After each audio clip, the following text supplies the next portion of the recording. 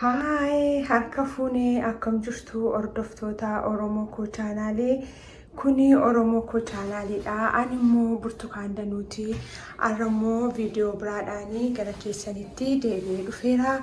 Viidiyoon koo guyyaa irraa akkuma isin ilaalaa jirtanii qaysirii kana kaarotiidha wajjiniin akkamittiin mana koo keessatti waaddadhee gargaaramaa isan qabadhee gara keessanitti dhufee Oromoo Koo chaanaal laayik, sheer, sabskiraayib gochuu hin dagatinaa. Ilmaan Oromoo bakka jirtan hundumaatti immoo nagaan fayyaan jaalallee wanti hundumtuu nuuf haa ta'u jedha. Kallattii hundumaanuu warri tsoomarra jirtanii tsoomii gaarii isiniif haa ta'u, yeroo gaarii qabaadha.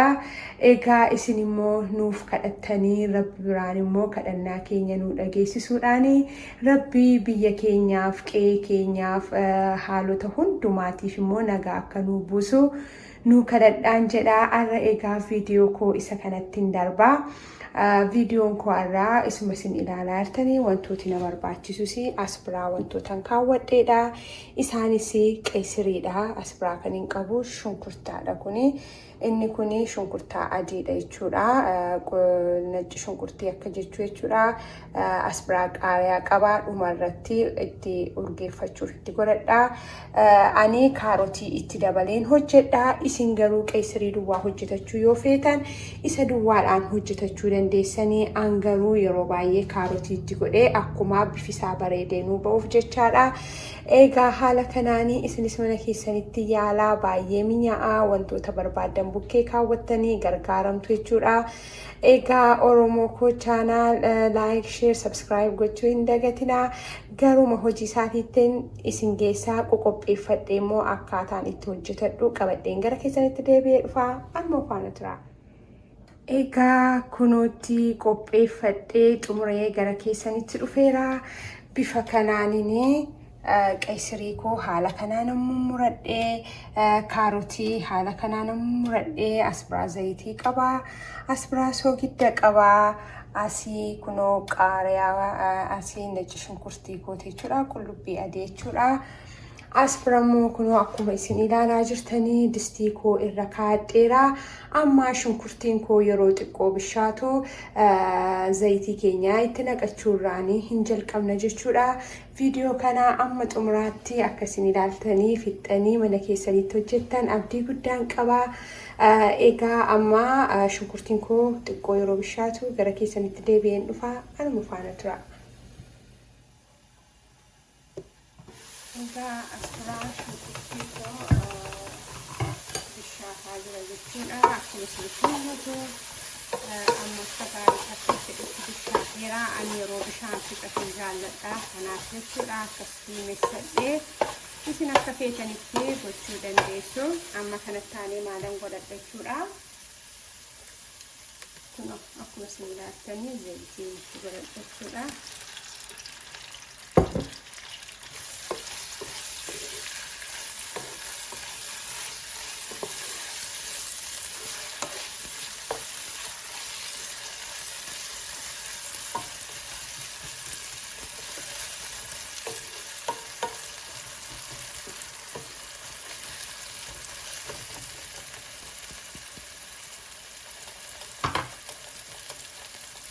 Yeroo xiqqoo bishaatu deebiin gara keessanitti dhufa. Anuma faana tura.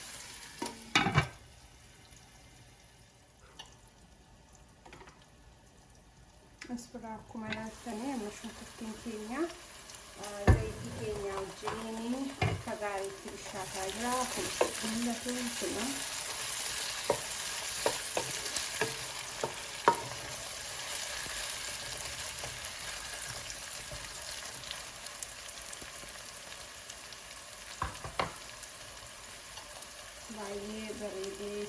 jalqabaa amma kanatti aanee maal godhanneetudha ani qullubbii adii yookaan natti shunkurtiin qopheeffadhee xiqqoo isheen itti godha xiqqoo ishee immoo dhumarratti itti godhadha qopheeffadhee jechuudha.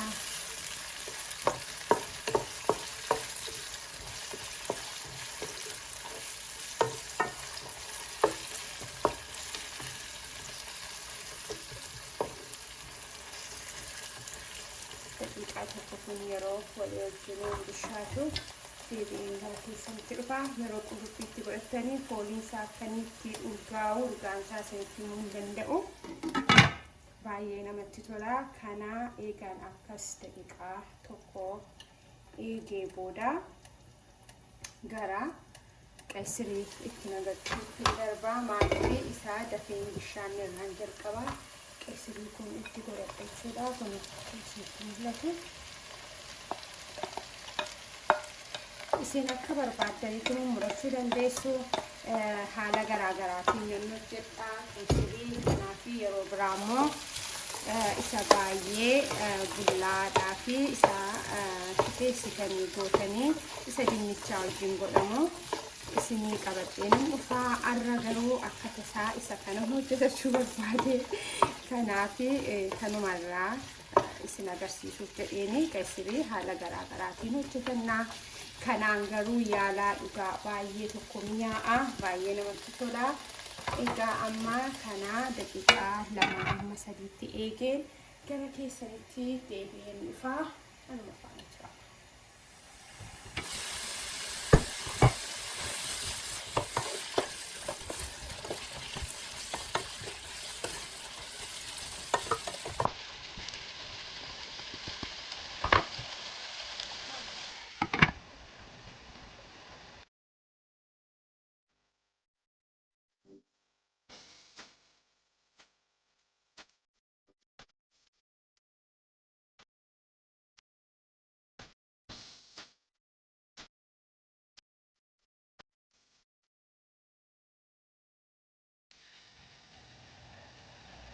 Egaa kunoo bishaataa jira amma qaysiriin xiqqoo bishaachuu barbaada waan ta'eefini xiqqoo ishee isa dura bisheessa.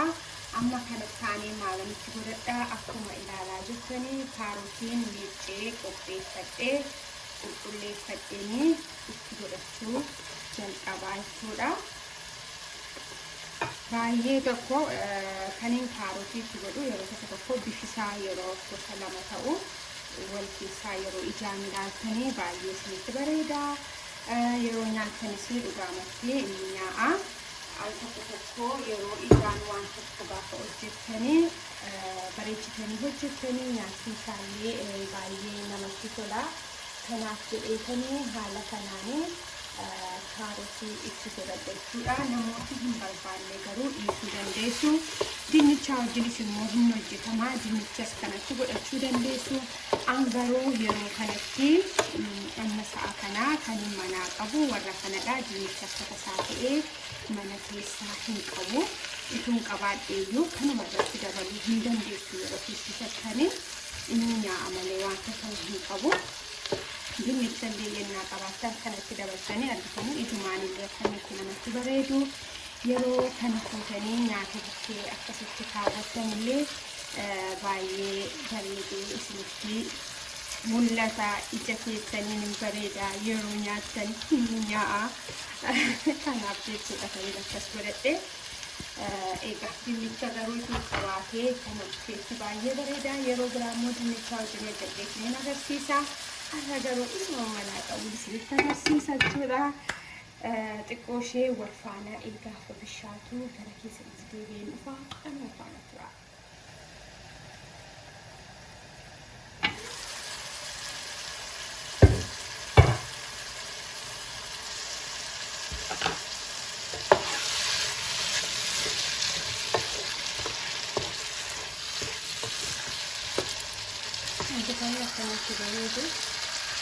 Baay'ee tokko namatti tola. Amma kanatti aansee maalumti godhadhu jechuudha. Warra kanatti aansee soogiddan as biraa qabu. Soogiddanii amma masiidha keessanii itti godhachuu.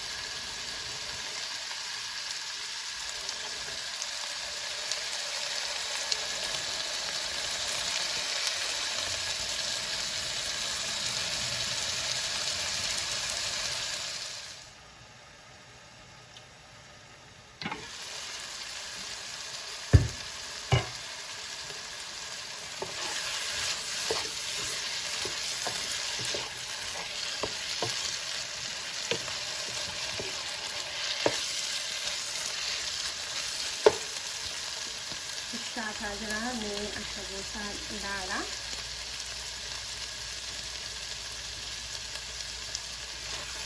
Akka goosaa xinnoo anaan na barbaachisaa akka xiqqooteen itti dabaladha.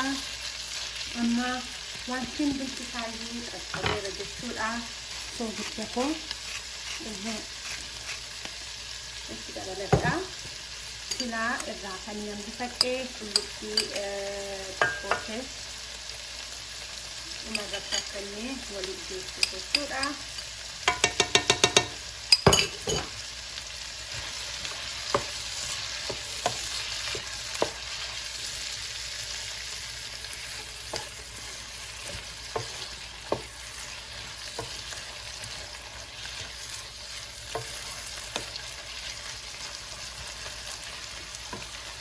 Amma nu qaqqabaa jechuudha. Qaariyaa keessanii kan isinitti gootanii amma kanaafu qaariyaa duwwaatti godhachuun naafaa daqiiqaa tokko eegamee booda garuu kanaa jechuudha yoo hin barbaaddu ta'ee xiqqoo ishee akka baay'ee bishaatu yoo barbaaddu ta'ee xinnoo irra tursuu dandeessu. Garuu yeroo baay'ee laafee bishaatus badaanatti hin tolu. Kanaaf xinnoo see keessatti ilkaan akka nu qabutti goone akka ta'u fedheetanii ani gamanumaan gara xumuraatti fideera. Isri keenyaa haala kana fakkaatuuni hojjennee mana keenya keessatti yennaa gargaaramne baay'ee gaariidha. Egaa Oromoo Koo chaanaal hin dagatinaa laayikii tuquu. Ilmaan Oromoo hundumtiyyuu yuutuubii afaan Oromootiin hojjetamu Oromoo umadha kan jajjabeessu, Oromoo umadha kan bukkee dhaabbatu, Oromoodha kan bareechatu wanta ta'eefi amma dandeessanitti yeroo ilaaltanii xumurtanii laayikii keessanitti bu'aa. Laayik gochuun keessan immoo jabaadhee akkan hojjedhu akkasiin jaallattan hojii koo na agarsiisa jechuudha. Hamilee naaf ta'a jechuudha. Kanaafidha yeroo hundumaa laayikii tuqaa ba'aa kan inni isiniin jedhu. Ilmaan Oromoo bakka jirtanitti nagaan isiniif haa baay'atu. Egaa amma gara xumuraatti fidhataa jirra. Egaa kana fakkaata.